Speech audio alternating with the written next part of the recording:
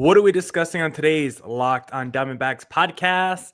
The Dbacks get swept in disgusting fashion to the Cincinnati Reds.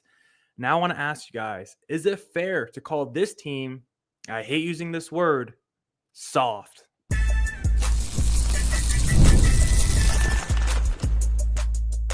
You are Locked on Diamondbacks, your daily Arizona Diamondbacks podcast, part of the Locked on Podcast Network, your team every day. Welcome into the Locked on Diamondbacks podcast, part of the Locked on Podcast Network, your team every day. You're listening to who? Always charismatic host of this podcast, Millard Thomas, multimedia journalist and graphic designer. So please go check out my website, millardthomas24.myportfolio.com. On there, you can see all my latest work, from my patches to my articles to my photos and my graphic design. Today's episode is brought to you by Game Time. Download the Game Time app, create an account, and use code LOCKEDONMLB for $20 off your first purchase.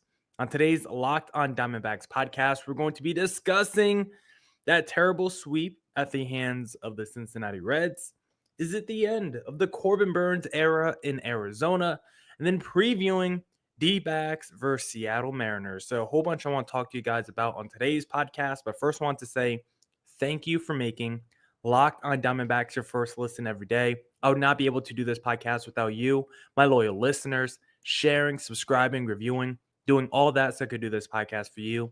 Thank you. It's free. It's available on all platforms. So please continue to tell your friends. And one of those platforms is YouTube. Please hit subscribe to Locked on Diamondbacks on YouTube. We try to go live on YouTube Sunday through Thursday after Dbacks games when we can. It's an interactive show. Drop a comment down in the YouTube section. I'm going to try to read it. I'm going to try and read it live on air. So please come in, join, have some fun, drop some comments, and make it an interactive show. Don't forget to follow me on social media at CreatorThomas24 for my personal account, or look up Locked on Diamondbacks, both Twitter and Instagram, because I always tweet before I go live. Or just hit that little bell icon next to the subscribe button on Locked on Diamondbacks on YouTube, so you also get notified when I go live. But now let's jump into the Locked on Dbacks podcast. All right, welcome into the Locked on Diamondbacks podcast, and let's talk about that series sweep, Dbacks versus Reds. And it wasn't the Dbacks doing the sweeping, it was them after coming off an epic sweep against the Atlanta Braves. You finish off that series where you're down 10-4, entering the ninth inning. You need 7 runs to win it. You get that. You're on a 4-game winning streak. Entering June, it feels like you're finally turning the corner a little bit, building momentum back to 500. Now you face, a so-so, talented but so-so, Cincinnati Reds team on the road. This is your chance to really get back to the National League wild card, really start to cement yourself and feel like you're a good team again. Instead, the D-backs go the other way because this is a sinking ship. And this offense and this team looked lifeless against Cincinnati. Felt like the offense just walked their way through this entire series, as it felt like it was either home runs or bust for this D-backs offense. And the sad part is when the D-backs do hit home runs, there's really never anyone on base. Ketel Marte had a home run where someone was on base in the first game, and then after that, it was a lot of solo shots from Eugenio, one from Geraldo Perdomo, and that was essentially all the D-backs offense. They did get a run off situational hitting in the finale, but this offense was putrid in these 3 games against the Cincinnati Reds. And again, you're not going against, Clayton Kershaw in his prime. You're not going against Garrett Crochet on the Boston Red Sox right now, or Tarek Skubal on the Detroit Tigers. These were definitely winnable games, winnable pitching staffs against the Cincinnati Reds team, where you're going against Nick Lodolo, who's solid, but he's not, an elite pitcher. Nick Martinez. I like Nick Martinez a lot. I like Brady Singer. All those guys are good. None of the pitchers that the D-backs faced this series were bad, but this was not a series where the D-backs should score how many runs total? 6? They scored 6 runs in 3 games against Nick Lodolo, Nick Martinez, and Brady Singer. The offense was just completely non-existent in this series. And The thing that frustrated me most from this series was the D-backs and their obsession with load management, even when they were playing a mediocre baseball team, even when they were playing mediocre baseball themselves. They would rather sit their best guys in these important games when we're trying to get back in the standings than saying, hey, how about we go out there and we push ourselves to fight through some of this soreness and general fatigue? Like, yeah, guys, playing 162 games, sometimes you're going to feel a little bit sore. But does that mean every time our players should be sitting for multiple games when we need these wins? If we don't start winning now, if June is not the month for us to turn it around, the D-backs are not going to be in the wild card race or the playoff race at all in 2025. And maybe that's what the D-backs want. I don't know, but this is a team that's obsessed with load management, managing their players' health, obsessed with lowering the risk of injury. And does it seem like the D-backs do a good job at that at all? Like, the D-backs are so determined of making sure their players stay healthy, but yet their players are always banged up. Ketel, Corbin Carroll, Gabby Moreno, Josh Naylor, everyone always seems banged up on this D-backs team, despite the D-backs always trying to keep their guys healthy. Maybe the D-backs players need to work through some of this general soreness and fatigue and build their body up instead of just sitting them down every time they feel a little nick in their leg or anything. Like, I understand trying to manage your best players and assets, but at the same time, if you keep doing that, we're never going to win enough games to actually make it to the postseason. Because I look at this series and it's like, how can Corbin Carroll be healthy enough to pinch hit, but not be healthy enough to play the field in the second game? But he is healthy enough to play the series finale. Like, that math to me just doesn't make sense. If he's so hurt where he can't play the field after pinch hitting, then why play him at all? Why even risk injury? If he's so hurt, all you can do is one at bat, not play the field defensively, and then he also can't play in the second game. Why even risk injury then with the one pinch hitting situation? Why wouldn't you just pinch hit Josh Naylor instead of Corbin Carroll? Because Carroll came out the game after his pinch hit and you put Pavin Smith at first base. If you just pinch hit Josh Naylor for Randall Grichuk, then Naylor could have went to first base, and then you still put Tim Tawa in right field. That's where I just don't really understand what the D-backs are doing. You're obsessed with lowering the risk of injury, but when a guy's hurt, you'll still play him in a pinch hitting situation, but no, he's not good enough to play game number 2. Why not just keep Corbin Carroll on the bench and put Josh Naylor in the game? I'm tired of the D-backs doing this because they always do it. Either play the guys or don't. D-backs love doing these half fake rest days where they sit the first 6-7 innings because they're sore, but they bring them in to pinch hit later. Like, if you're hurt, stay on the bench. If you're healthy, start the game and play the whole game. I just don't understand this half rest days with the D-backs and their best players when they feel a little bit sore, but yet we'll still play them later in the game. Just play them the whole game if they're good enough to play the last 3 innings of a ball game. That's the kind of stuff that just frustrates me so much. And it wasn't just the D-backs in this series. It was also Major League Baseball that did not help us out either. They did everything in their power to make sure the Reds won game 1 in this series.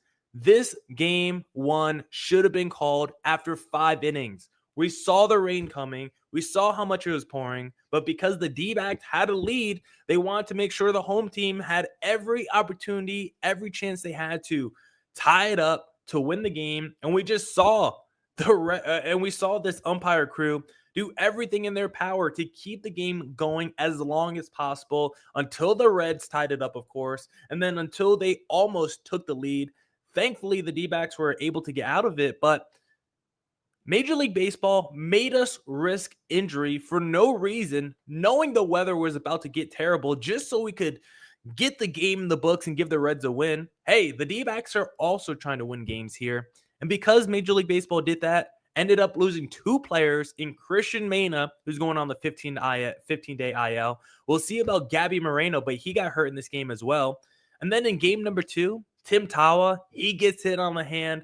That's not called a hit by pitch. Like, this whole series was just gross mismanagement from the Dbacks to Major League Baseball. Now the Dbacks are 4-3 in June after starting off 4-0. The record the Dbacks need to make us feel like we're at least in it is 16-11. The Dbacks have to go at least 16-11 in the month of June to at least have any chance of being in it for the rest of 2025. And I say 16-11 because last year the Dbacks were terrible the first couple months, but June is where they started to turn it around. 16-11, ended up winning 89 games. Then in 2023, the Dbacks that went to the World Series also went 16-11 in the month of June. And so for the Dbacks, they've done the last 2 seasons. And if they want to avoid being sellers at this year's deadline, which is not looking so good so far, they're probably going to have to go at least 16-11 in the month of June. Now we'll discuss if we've seen the end of Corbin Burnes in the Dbacks uniform in segment number 2. But first, I want to talk to you guys about wonderful pistachios, because if you're looking for a snack that's both delicious and nutritious, crack into a good source of protein with the wonderful pistachios. Wonderful pistachios is one of the highest protein nuts. Each 1 ounce serving has 6 grams of protein, giving you over 10% of your daily value. Plus, they're packed with fiber and better for you unsaturated fats to help keep you feeling fuller longer. I absolutely love wonderful pistachios because they come in so many insane flavors like salted, unsalted. You could get with the shell, without the shell. They even have like some spicy flavors. They have everything. Plus, they're high in protein. They're getting me in shape and they're helping me through my bulking phase. So if you want the same kind of physique as me while eating healthy snacks, get snacking and get cracking with a snack that packs a protein punch. Visit wonderfulpistachios.com to learn more. Back here on the Locked on Diamondbacks podcast. Now let's discuss if we've seen the end of Corbin Burnes in a Dbacks uniform. But first, let's read some comments because Coda Kid said, "Why? Just why?" Yes, Coda Kid, it was a sad series for the Dbacks against the Reds. Frog Fan said, "Is there someone we can call up in the minors and let Fott gain some confidence in the minors?" That is a great question, and I'm sure there is someone in the minor leagues that could come up for a little bit to replace Brandon Fott. I mean, the D-backs do have a bunch of dudes down there that could potentially replace Fott for at least, a couple weeks. We've seen it happen before, right? Last year, Jake McCarthy had to be sent down for a little bit. And after he got called back up, ended up having a pretty solid 2024 or a great 2024 for the D-backs. So it can happen. User 85 Phoenix Chic said, "Season is over." Doesn't feel great right now. And to add insult to injury, Corbin Burnes undergoing Tommy John. Absolute worst case scenario for Burnes. And now the question is, will we ever see Corbin Burnes in a D-backs uniform again? Sad to say, but Burnes, he got a 6-year, $210 million contract this offseason, the highest in D-backs franchise history, the highest paid player that the D-backs have ever had. And so far in 2025, let's not mince words. I can't believe I said that phrase and then mince words, right? That's like as ironic as you can be, but Corbin Burnes has lived up to the money. I know I did some complaining at the beginning of the season because I was like, haven't really been that impressed by Corbin Burnes. But the season has ended today for Burnes. You look at the numbers and you can at least make the argument, considering there's only 11 starts, 2.66 ERA for Corbin Burnes, best ERA since 2021 when he won the Cy Young Award. 8.8 strikeouts per 9 innings is actually higher than what it was last year. And so this was actually a fantastic season for Burnes. His only issue was his walk rate, way higher than what it's been the last few years, but strikeout numbers are still pretty good. Velocity was still pretty good. ERA was still pretty good. This was shaping up to be another Corbin Burnes elite Cy Young type season. And now he's undergoing Tommy John, and he's going to be out the next 12 to 15 months. This was a pitching staff already ranked 24th in ERA in Major League Baseball, and now they're going to be out their star pitcher for the rest of 2025. And the sad part of this equation is he could also potentially be out the rest of 2026. And that's why we're asking the question, is this the end of Corbin Burnes and the D-backs uniform? Because it's very possible Corbin Burnes can say, you know what? I don't want to come back in August of 26 or September. I want to just rehab the rest of the year, make sure I'm fully healthy entering the offseason. And then you know what I can do? Because my contract allows it, I can opt out after 2026. Yes, I'll be a free agent who has missed the last year and a half, but I could theoretically go sign with someone else if I don't like the direction that the D-backs are moving in. Yes, my kids are still out here, but all of a sudden, Arizona went from contender to rebuilder in just a season and a half. So there is a world and a possibility where Corbin Burnes ends up opting out after 2026 because he looks around the Arizona landscape and he says, is this still the same contender I signed with 2 years ago? It's a big question that Corbin Burnes is going to ask, and the D-backs are going to ask themselves. And the D-backs are also going to ask themselves, what do they do with their rotation the rest of 2025? Sans Corbin Burnes, like, do you still think this rotation is good enough to compete in 2025 without Burnes? Because right now, on paper, the talent, you can still say, hey, I've seen this rotation go to a World Series before, right?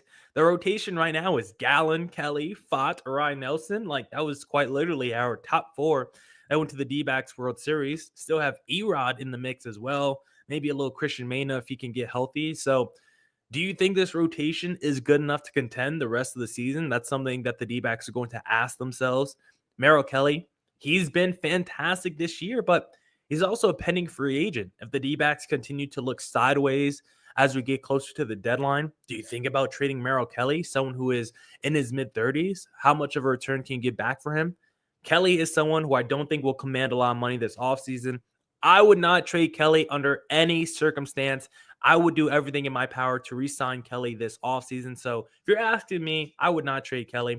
Now, Zach Gallen, another guy, pending free agent, having the worst season of his career, looked good in the finale until he gave up that last home run to Matt McLean. Gave up 3 home runs in the finale today. That's something that has been an issue for Zach Gallen in 2025. He's given up more home runs than you would typically expect for him because after today's performance, he's given up 14 home runs in 148 innings pitched last season. He gave up 13 home runs. And in 2022, in 184 innings pitched, he gave up 15 home runs. And so this is one of the worst home run seasons of Zach Gallen's career. And if the D-backs continue to go sideways by the time we get to the deadline, I just know Zach Gallen is going to be great somewhere else. So he's definitely someone that you should consider seeing what kind of return you could get back for him, depending on the record once we get to the deadline. Erod, he's been a bust of a signing. I would love to salary dump him somewhere else, but I doubt anyone wants him. And so if you're telling yourself, yeah, if you're looking at this rotation, Erod is probably the weak link, I would not disagree. I think this rotation would actually be better because somehow get Mena in there. But Erod did look fine in his return off the injured list against the Cincinnati Reds, so maybe it's something to hang on to. Brandon Pfaadt, he looks broken right now. D-backs have to figure that out. Like maybe a short stint in the minor leagues would benefit him greatly. And then if anyone does benefit from this Corbin Burnes injury, it's probably Ryan Nelson, who over the last 2 seasons, you can make the argument he's been the best D-back starter, but did not look great in his first outing against the Cincinnati Reds, where he was absolutely tortured for 7 runs and 3 innings pitched. And so if you're asking me if this rotation is still good enough to contend in 2025, my answer right now would be no. On paper, the talent should be, but how it's producing, it's a no. Merrill Kelly's good, but Zach Gallen's having a terrible season. Erod's been a bust. I like Ryan Nelson. We'll see what he can do. And then Brandon Pfaadt looks broken right now. That's like 2 out of my 5 starters in the rotation I trust. And Ryan Nelson is still like I still don't know. I like Ryan Nelson, but I still don't know if I have the complete and utmost trust in him. And so this will be the month that decides everything for the D-backs, as I keep saying. If the D-backs finish the month of June well, I think they hold on to their pitchers, their players, and they ride it through the trade deadline. Maybe they go out there and acquire a reliever or two, but this team continues to go sideways and continues to look like this sinking ship that they're on, I think this is a rotation that will get blown up at the MLB trade deadline. So sad to see, so sad to think about, because this was supposed to be one of the best rotations in pitching staffs entering 2025. Again, Dan Zambrowski of Fangraphs actually said the Dbacks were going to have the best pitching staff in 2025. He actually projected the Dbacks have a better pitching staff than even the LA Dodgers. And so far, the Dbacks pitching staff is one of the worst in Major League Baseball. And I think someone has to answer for that, but I don't think anyone will, because the Dbacks do lack accountability. And so for Arizona, we'll see how the month of June goes, if this rotation is good enough to compete. But I can't say the vibes are very high surrounding Arizona right now. Now we'll discuss and preview the Dbacks' next series against the Seattle Mariners in segment number 3.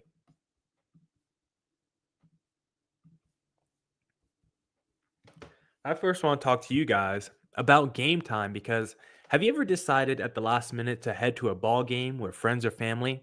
Maybe it's game day and you suddenly realize you want to be in the stands. That's exactly where game time comes in. It's the easiest way to grab last minute tickets without the stress. With the money you save on tickets, you can splurge on food, drinks, merch, or even invite a bigger group to come with you.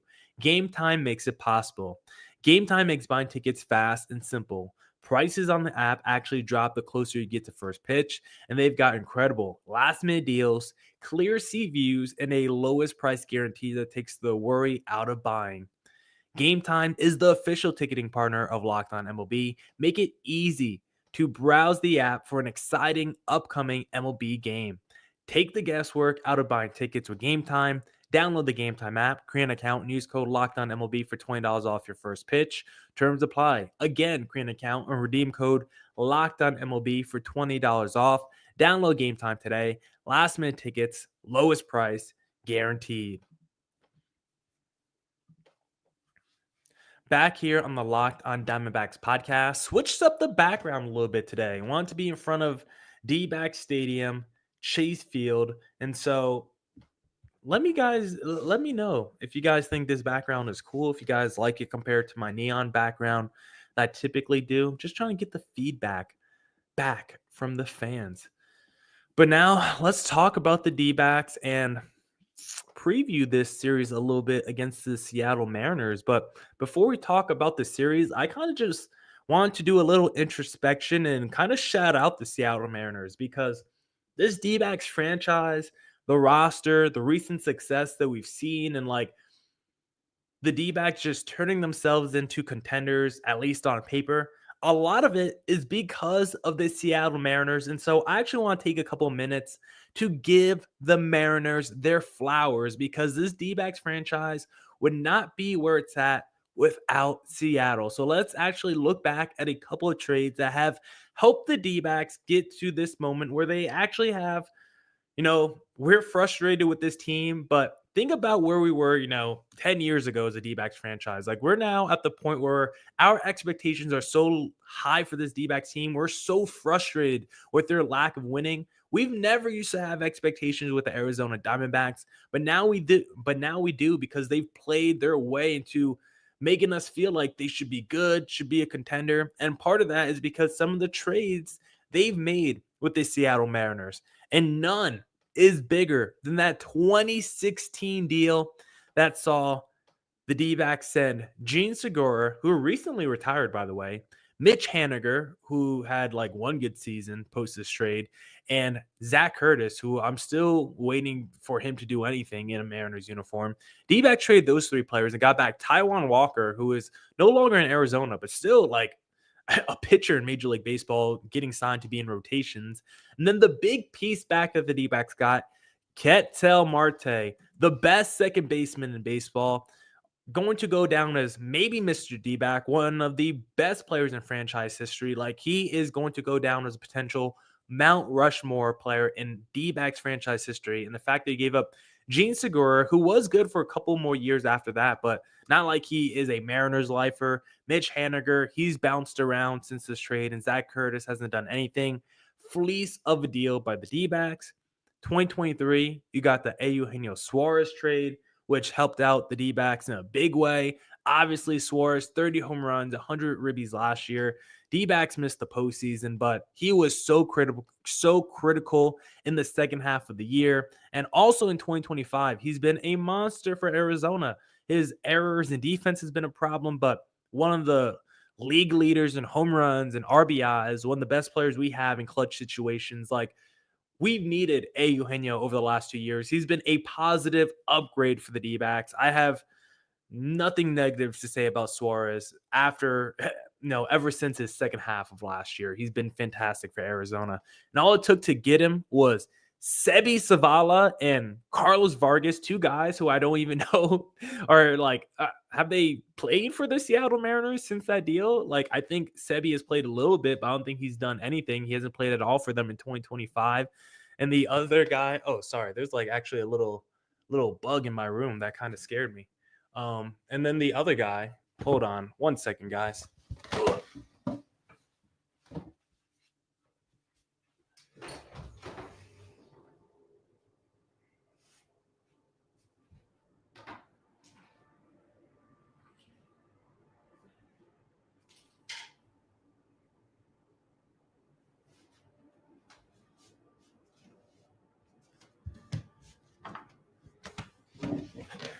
Sorry, I had to just leave in the middle of the live stream, but there was a little bee flying around me. Somehow got in my room, and I'm a little scared of bees, guys, not gonna lie. But we're gonna have to cut that part out probably in the postcast, in the little YouTube editing bay. But D-backs, of course, have used the Mariners as, a little feeding ground to build their organization. Like I said, Sebi and Carlos Vargas, two guys who have not done anything for the Mariners in their tenures. And then the other one, Paul Sewald. Obviously, Paul Sewald was not good last year, but we can't deny how important he was in 2023, locking down that closer role for the second half of 23. And then what he did in the postseason, he was absolutely nails until we got to the World Series. I know we think about that game one, the home run given up to Corey Seager, and it leaves a sour taste in our mouth. But go back and look at the numbers. Paul Sewald was fantastic in that postseason until game number one. And so the Mariners have been a feeding ground for Arizona. We have fleeced them throughout our entire franchise's history. Even look at the Paul Sewald trade. Rojas, Dominic Canzone, and shortstop Ryan Bliss. Those three guys have done nothing for the Mariners post-trade. And so the D-backs continue to fleece Seattle. And now the D-backs face the Mariners in their next series. And the biggest thing that I can say heading into this Seattle Mariners series is it might not be a good pitching series. You look at the D-backs probable starters versus the Mariners, and the Mariners have a very good pitching staff, but this is not going to be the series where you see the best of the best for the Mariners, and it's probably best case scenario for the D-backs because someone like Emerson Hancock, 5.19 ERA going against Merrill Kelly in game number one, you like your chances there if you're the D-backs. Game number two, Brian Wu against Brandon Pfaadt. Brian Wu having a great season for the Mariners. Brandon Pfaadt struggling recently. That one is going to be dicey.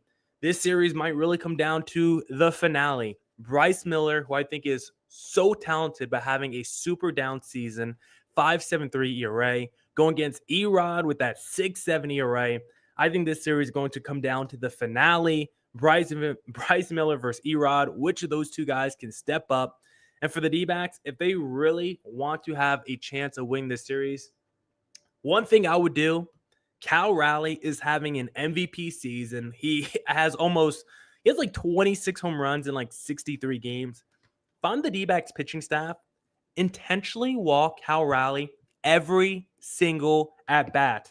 Seriously, go look at the Mariners lineup. Go on Baseball Reference. Outside of Cal Raleigh, none of those guys are having all-star level seasons. Cal Raleigh is the only guy doing it. And so if you intentionally walk him every time and make someone else beat you, I promise you the percentages will probably work out in your favor. So just walk Raleigh every time and just slow down everyone else because I'm not scared of anyone else in that Seattle Mariners lineup. Now that's it for this edition of the Locked On Diamondbacks podcast. Come back tomorrow for more Diamondbacks news coverage and insight. And as always, stay safe, stay healthy. Doses.